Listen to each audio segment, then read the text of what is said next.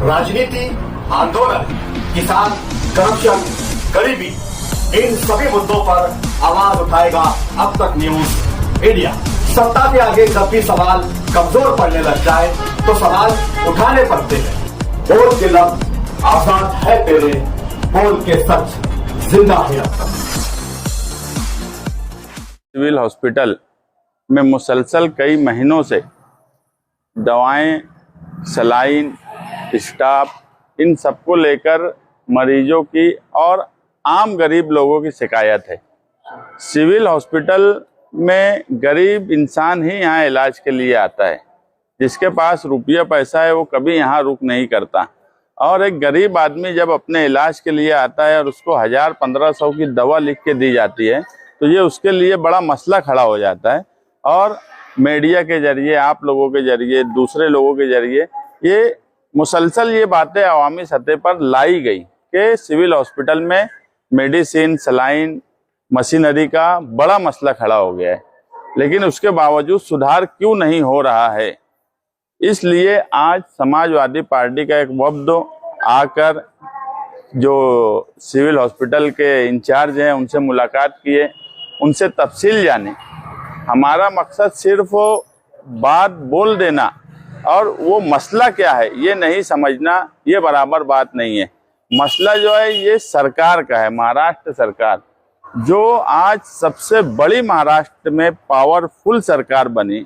वो सरकार गरीबों को इलाज के लिए दवा और मेडिसिन नहीं दे सकती है।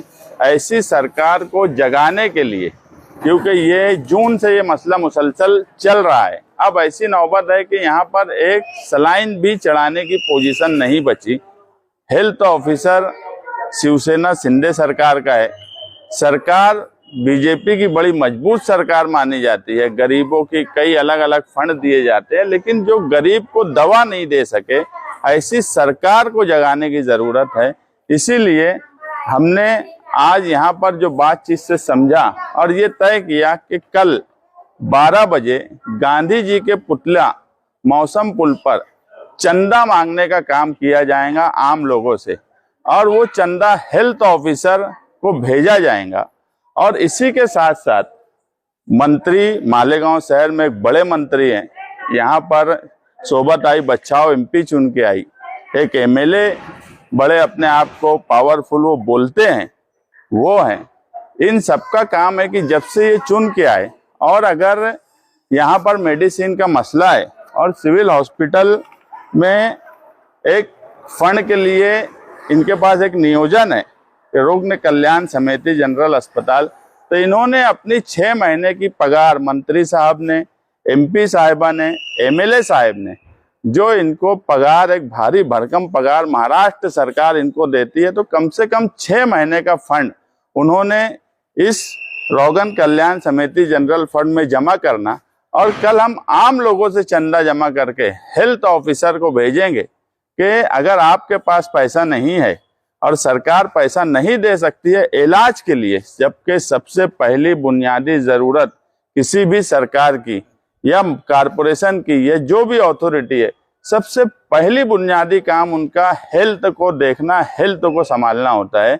और दवा गोली इस डिपार्टमेंट को संभालने की जरूरत होती है। जब सरकार हेल्थ को ही महाराष्ट्र में नहीं संभालने जैसी पोजीशन में है तो उसको चंदा देने का काम हम मालेगांव से शुरू करेंगे, और यही चाहेंगे कि महाराष्ट्र सरकार को अलग अलग हिस्से से लोग चंदा दे ताकि वो जागे और हेल्थ डिपार्टमेंट में सुधार पैदा हो।